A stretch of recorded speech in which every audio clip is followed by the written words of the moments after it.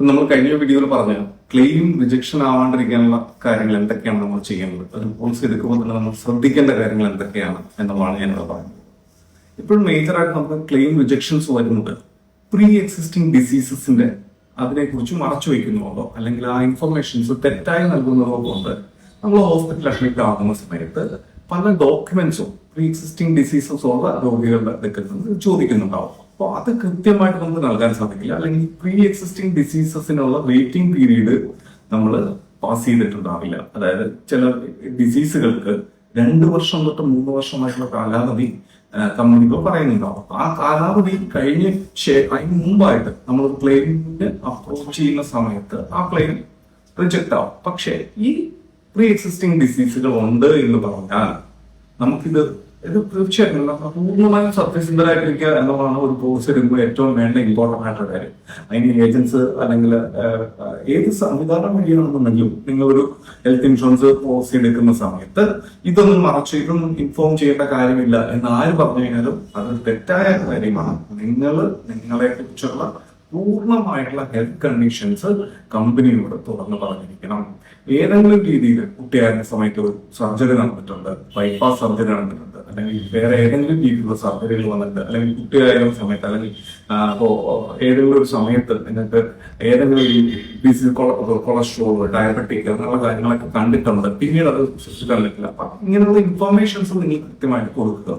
അങ്ങനെ കൊടുക്കുന്ന സമയത്ത് കമ്പനിക്ക് അതിനകത്ത് സംശയം തോന്നുകയാണ് എന്നുണ്ടെങ്കിൽ അവരൊരു ഫ്രീ ആയിട്ടുള്ള മെഡിക്കൽ ചെക്കപ്പ് നമുക്ക് നടത്തുന്നുണ്ടാവും. എന്നിട്ട് അതിനകത്ത് കൃത്യമായ കാര്യങ്ങൾ എടുത്തുകൊണ്ട് ആ മെഡിക്കൽ ചെക്കപ്പിന്റെ ഇൻഫർമേഷൻസ് വെച്ചിട്ട് നോക്കിയ ശേഷമായിരിക്കും നമുക്ക് പോളിസി തരുന്നത്.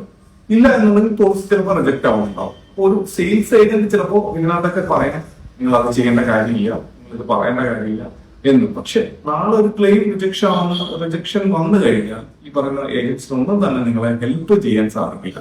അപ്പോ എപ്പോഴും തീർച്ചയായിട്ടും പൂർണ്ണമായും സത്യസന്ധമായിട്ടുള്ള കാര്യങ്ങൾ നിങ്ങൾ അവതരിപ്പിക്കുകയാണെന്നുണ്ടെങ്കിൽ ആ പോളിസി പ്രീ എക്സിസ്റ്റിംഗ് ഡിസീസസോ അല്ലെങ്കിൽ കാര്യങ്ങളോ റിജക്ഷൻ വരാനുള്ള സാധ്യത വളരെ കുറവാണ്.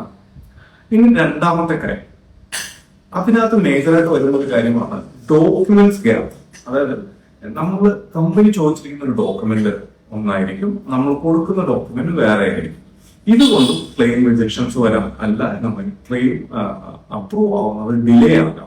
അപ്പൊ ഇത് ഒഴിവാക്കാനായിട്ട് നിങ്ങൾ പോളിസി എടുത്തിരിക്കുന്ന ഒരു ഏജന്റുമായിട്ട് ബന്ധപ്പെട്ട് ഇതെന്താണ് കമ്പനി ഉദ്ദേശിച്ചിരിക്കുന്നത് എന്ന് മനസ്സിലാക്കിയ ശേഷം മാത്രം ആ ഡോക്യുമെന്റ് സബ്മിറ്റ് ചെയ്യുക. അങ്ങനെ സബ്മിറ്റ് ചെയ്യുന്ന സമയത്ത് നിങ്ങൾക്ക് ക്ലെയിം റിജക്ഷൻസ് വരാനുള്ള സാധ്യത വളരെ കുറവായിരിക്കും.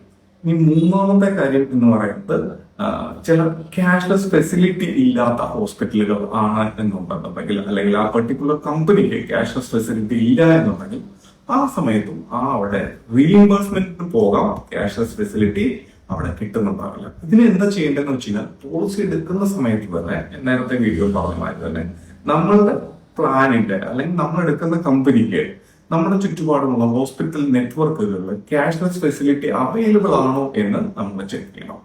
നമ്മൾ ഇതിനകത്തെല്ലാം ഏറ്റവും ഇമ്പോർട്ടന്റ് ആയിട്ട് ചെയ്യേണ്ട ഒരു കാര്യം എന്ന് പറയുന്നത് ഏത് ഏജന്റോ എന്ന് പറഞ്ഞു കഴിഞ്ഞാലും ഏത് സ്ഥാപനങ്ങൾ മുഖേനയാണെങ്കിലും നിങ്ങൾ പോളിസി എടുക്കുന്നതിന് ആ പ്ലാനിനെ കുറിച്ചും ആ കമ്പനിയെ കുറിച്ചും ചെറിയൊരു റിസർച്ച് നമ്മുടെ ഭാഗത്തു നിന്ന് ചെയ്യണം. അങ്ങനെ ഉണ്ടെന്നുണ്ടെങ്കിൽ ഒരിക്കലും നമുക്ക് ഏറ്റവും അത്യാവശ്യമാകുന്ന സന്ദർഭങ്ങളിൽ നമ്മുടെ പ്ലാനുകളിൽ അല്ലെങ്കിൽ പോളിസികളിൽ നിന്നുള്ള റിജക്ഷൻസ് ഉണ്ടാവില്ല.